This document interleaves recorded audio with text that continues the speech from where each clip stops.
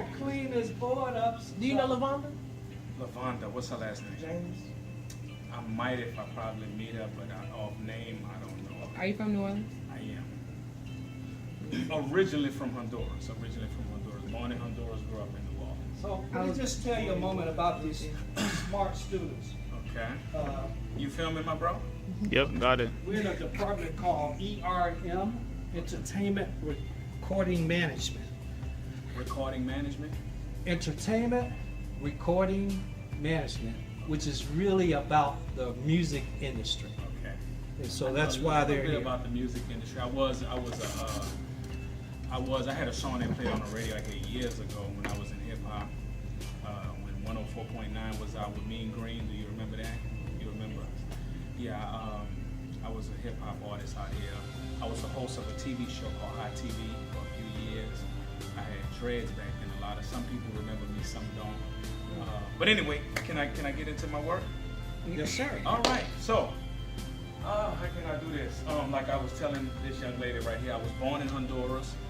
At the age of 4 years old, we went to New Orleans. I had a grandmother, thank God for my grandmother. She went to New Orleans back then when immigration wasn't that hectic like it is today. She went legally by the grace of God. And she had 10 kids that she left in Honduras. And through time, all of us began to come. So I grew up in New Orleans from 3 to 20. I lived in New Orleans. And when Katrina hit, I came to Houston. And at that time, I was pursuing my music career, whatever. I came out here in Houston and I saw opportunity. And by the grace of God, in like a year and a half before I knew it, I was in magazines. And I got on 104.9 on Sundays at the time. I had a song called Liking My Style, whatever. I still got videos on YouTube with me interviewing rappers from back in the day. I was under King Your Highness, that was my hip hop name, KINGUHYNESS. You can YouTube that, and I got like 6 interviews, one with Big Pokey. Anybody know Big Pokey out here from Houston? Yeah. Anyway, so yeah, I was on there, and then at the age of 23, I got tired of running. I know it's not a religious, but since you asked me to come up here, I basically, at the age of 14, I started going to church. And but at that time, I felt like I was too young, and I wanted to experience what we call the world in the church world. I wanted to experience, do my thing. I didn't want to. I felt like I was too young, so I backslid. We call it backslide. You go back to your old crazy ways or whatever. And from 14 to 23.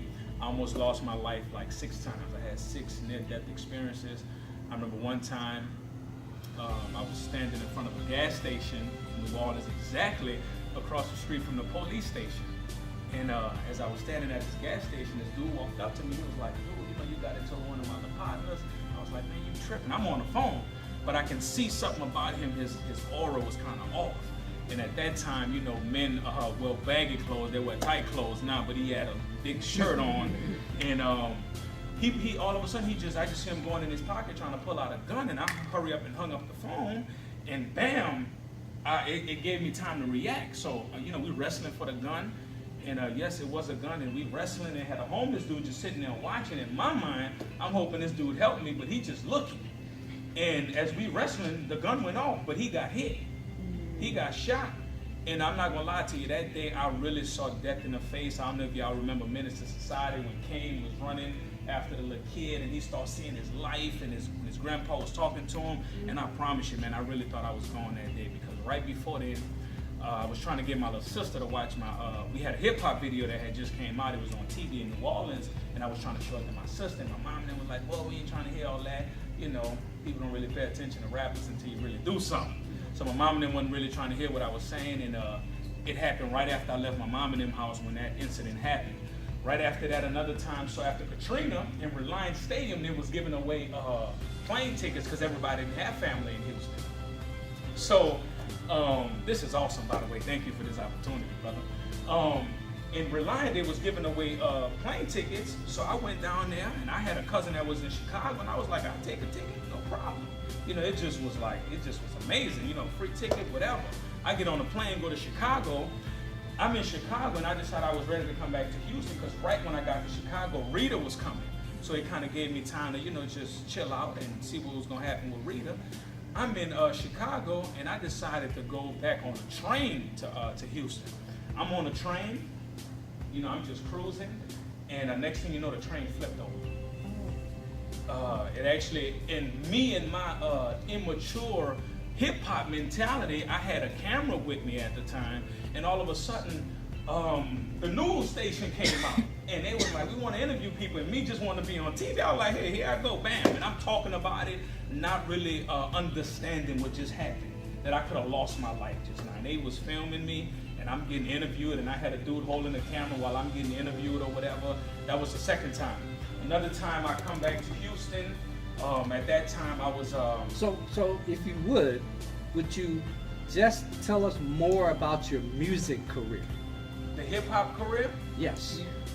Um, That's what we're here for. We Okay, wanna, well, you- we okay, want to you know. understand your music career, My successes music- and failures, and what you did right, what you did wrong, what you would do different, maybe. I'm gonna tell you, is, you know, one thing, principles they never change. One thing I can admit that I believe the greatest thing I did with my music career is I was consistent and I was aggressive. For example, anybody that's in music back up in here, I remember when I got to Houston, I didn't know nobody, but I had this passion that I just wasn't gonna be stopped. So we got out here, and I pulled the old Lil Flippin' Mike Jones mentality. I started selling my CDs out the trunk, and I was selling them. I didn't work one job since I've been in Houston, and I was just working. But one thing I did is that anywhere where something was happening at, I showed up. If they had a club, if Young Jeezy was in town, was nobody in town that I didn't know about, and I didn't show up. And when they would do hip hop remotes, anybody know what a remote is? No? Okay, that's when the radio station be like, man, we live here at Coco Loco, it's going down, Young Jeezy isn't. I would hear that as I would drive, and I would show up. So the hip hop DJs they got tired of seeing me, but they became familiar with seeing me, so that helped me. And before I know it, one day Mean Green was at Best Buy, and a PlayStation game came out. Now Mean Green didn't know that, but I was homeless at the time, and he was like, "Man, we at Best Buy, and this new PlayStation game is coming out. I can care less about PlayStation, but I heard him, and I showed up, and it was like 30 degrees out there. I didn't know that then, but we was talking, and he was like, you know what? I'm gonna play you on my station." And that's how I got on the radio, because of that. He just kept seeing me so much till he gave me a shot on 104.9. But then as I'm doing that, the owner of Hot TV, he was seeing me everywhere too. So he was like, you know what? He was like, can you interview so-and-so?